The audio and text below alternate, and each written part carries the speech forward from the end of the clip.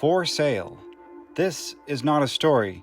It's a lone statement, a basic concept, a single moment. But add two more words, baby shoes.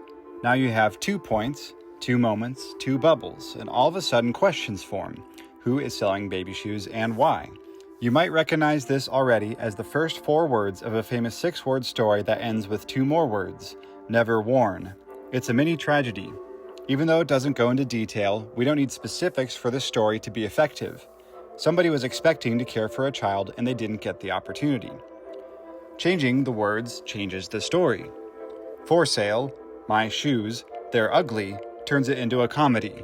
Why would someone own ugly shoes? And why advertise the ugliness, especially if they hope someone else will buy them?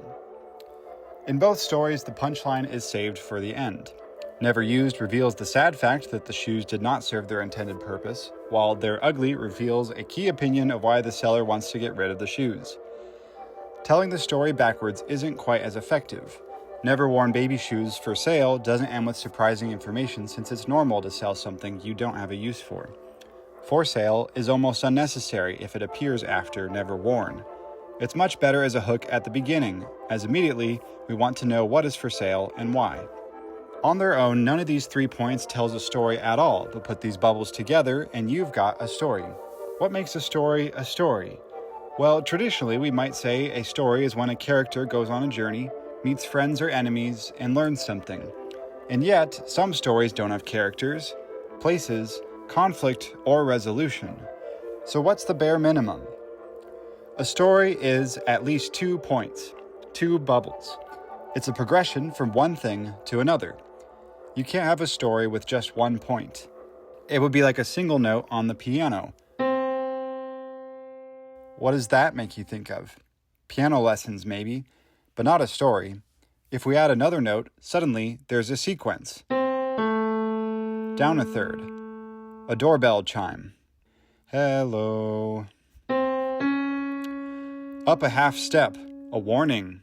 Uh-oh. Up an octave, fanfare. They're here. Even pressing the same note twice tells a story. Doesn't change. Same. The repetition of 2 notes tells a story that isn't possible with one instance. When you go to 2 notes or more, you start a pattern. We find many stories like these around us every day. Jingles in commercials. You gotta collect them all. Quips in the office. The 3 most important things in real estate are location, location, location. Even a schedule mishap is a story. I went in for my dentist appointment today, but they had me down for next week. You don't need a book or a movie or a game to encounter a story. They're everywhere already. Now, more detailed stories can have 3 parts, a beginning, a middle, and an end, or 4 parts, a setup, a complication, a crisis, and a resolution. You can actually split up any story into as many parts as you want to, into 5 acts, 6 sequences, 7 moments, 8 beats, and so on. Now, every once in a while, people say, there's really only one story and we just keep telling it different ways. Joseph Campbell wrote his Hero with 1,000 Faces. Chris Vogler wrote The Writer's Journey. Blake Snyder wrote Save the Cat. But even these guys split up the so-called monomyth differently. Campbell's Hero's Journey has 17 steps, Vogler's has 12, and Snyder's beat sheet has 15. They don't line up exactly. Author Kurt Vonnegut helped bust the myth of the monomyth by saying there's 8 different story shapes, each with ups or downs at various points. Even Aristotle differentiated between comedies and tragedies. A comedy is about low-status people who do well, while a tragedy is about important people who do poorly. Instead of cramming every story into the same trajectory, each story is like a snowflake, unique, one of a kind. The same underlying physics help shape it, but every story is different. I made a chart comparing many popular multi-act structures and heroes' journeys that I jokingly called every story structure ever, but with an intentional gap at the bottom in hopes that people would add more to the sheet. And people did add to it. Dozens of comments informed me of templates and paradigms I'd missed.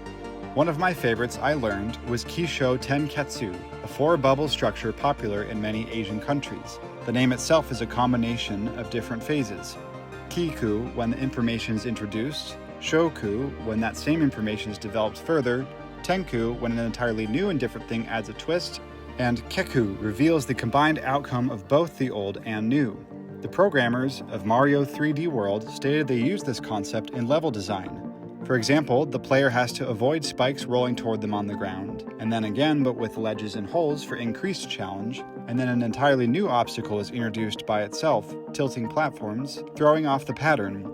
And then in the final part of the level, players must deal with the spikes near ledges and tilting platforms all at once. I used this in Thomas' train stunts, where in the first half of a video, the toy train performs stunts of increasing complexity, and then also starts interacting with the obstacles around him. Then in the second half, he makes a trained friend, and the two of them ride together for a while. Although this part isn't individually as challenging, the sudden introduction of a duet synchronization element between two trains is a bit of a twist. In the final shots, he shows off to an even bigger crowd of trains, pulling out his craziest tricks, and then returns home to his friend.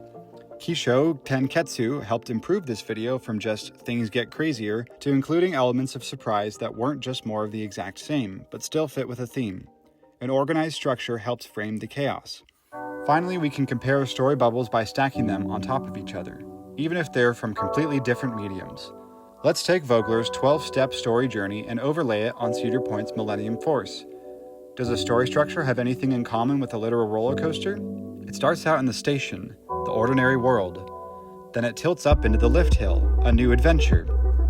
The cable pulls the train higher. Many first-time riders refuse the call, wishing they didn't get on. The train crests the hill with a maintenance catwalk appearing on the right, meeting with the mentor. If the ride were to stop here, someone could rescue you from these stairs, though in a moment your car will be past the point of no return. Gravity kicks in, the ride reaches its maximum vertical steepness, and you are crossing the first threshold. An overbank turn leads into a rapid curve and the G-forces grow, testing you. Solid ground is nearby, a potential ally in this otherwise unfamiliar situation, but you rush into a tunnel. Enemies close in as you approach the innermost cave. The ride is exactly halfway through its course as you crest the second highest hill of the ride and cross water onto an island. The beginning of the ordeal, 2 turns tangled in the trees. Finally, the track levels out, a reward. You cross over the water again on the road back, heading home. Emerging from a second tunnel, you race by the station, waving to everyone in line to let them know you made it. To them, it appears you've resurrected. One more overbank tipping riders with a flourish, and you're back, returning with the elixir, now able to say you've conquered a world-class roller coaster experience. Splitting up the ride reveals a pattern that resonates with guests. People go on the coaster over and over, even after the initial fear or shock of a first ride is long gone. The designers picked a course that had a flow to it, comfortable enough to go on repeatedly, but thrilling in the way it ties multiple distinct elements together into a unique masterpiece. Every moment feels special and contributes to the whole. That's what a good story is, more than the sum of its parts. The story bubble method helps us discover more about the stories and experiences we love. The goal of stories, whether creating or analyzing them, shouldn't be to grind the fun out of everything. It's to try and understand why these stories resonate with us. Stories get at what's underneath. They're not just something we observe, they involve us. They put us in someone else's shoes, even just for a little while, and help us see our own journey better. So whether it's courses of a meal at a restaurant, or steps of the scientific method, or views along a scenic walk, changing seasons of weather, letters between friends, a challenging racetrack, or a pop song, look for the story bubbles. They're everywhere.